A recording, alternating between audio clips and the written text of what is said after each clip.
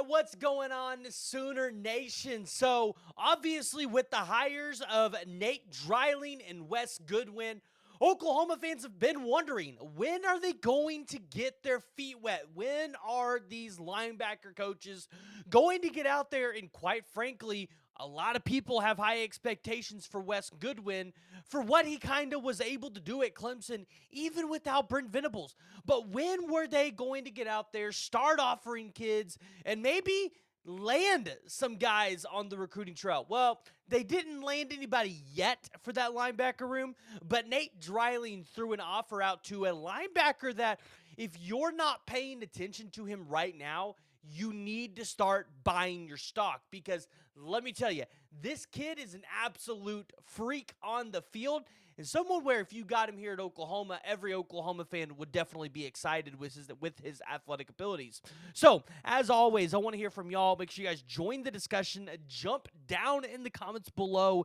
Give me your thoughts on what you guys think about Nate Dreiling and Wes Goodwin as linebacker coaches. But also, what do you think about this offer too? And we're just going to dive right into it. His name is Braxton Lindsay. Yes, you heard me right. He recently got an offer, or tweeted the offer out that he got from Nate Dreiling. And this is big news, because I think this is the first offer we've seen from Nate Dreiling since he has became the inside linebackers coach at Oklahoma. Now, it also is important to notice that Wes Goodwin is also a linebackers coach here on the staff as well. So, with Wes Goodwin, we saw what he did at Clemson, landing the five-star Sammy Brown, stuffing Brent Venables in locker, if that's what you want to say he did. But Wes Goodwin kind of was able to continue building off those relationships that Brent Venables helped him build when Brent Venables was at Clemson.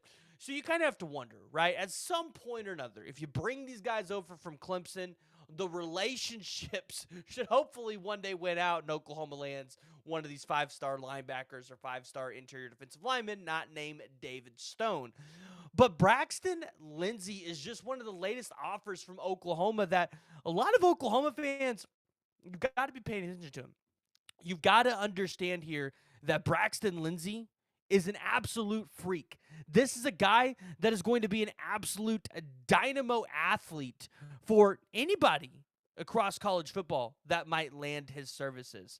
So we're going to go ahead and pull up his film here, because I know you guys always like to see the film. By the way, I love it when kids in their huddle film tell you things like this, what you need to be paying attention to and watching for in the film, versus, kind of just having to pick and piece what might have been good on that clip. So, love it when recruits do this. I'm assuming coaches love it too. Probably makes it a lot easier to go out there and dissect and break down the film a little bit. But as you can see here in your film, right, you're seeing a lot of offensive stats. You might be saying, why is Braxton Lindsay being recruited on the defensive side of the ball? Well, defensively this past year, 9 sacks, 28 tackles, 5 tackles for loss, 10 QB hurries, 2 forced fumbles, 2 pass breakups, and he only averaged 15 snaps a game on the defensive side of the ball. You heard that right. He did all of that, only averaging 15 snaps a game.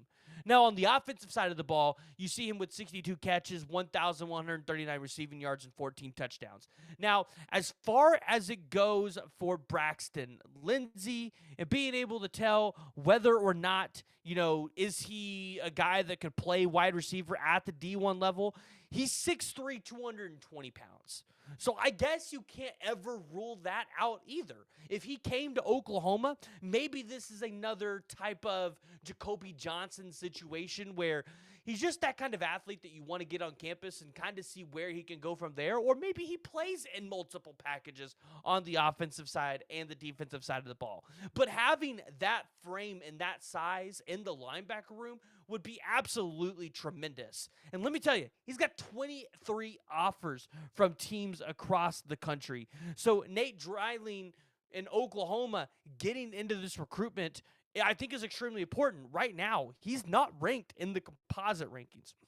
I think he's ranked by a 3-star by On3, but when you look at it, Braxton Lindsay, his recruitment should be taken off more than it already has.